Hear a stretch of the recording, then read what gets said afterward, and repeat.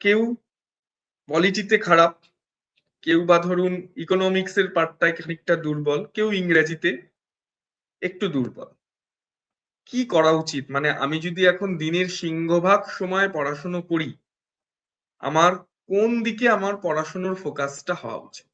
মানে একটা অ্যাসপিরেন্ট যদি জেনেই যায় যে আমি কোনটাতে খারাপ, তাহলে তো তার অনেকটা কাজ হয়ে গেছে। আমি জানি আমি কিসে উইক, ধরে নিলাম আমি পলিটিতে উইক, কারণ এই সাবজেক্টটা আমরা সবাই পড়ে আসি না।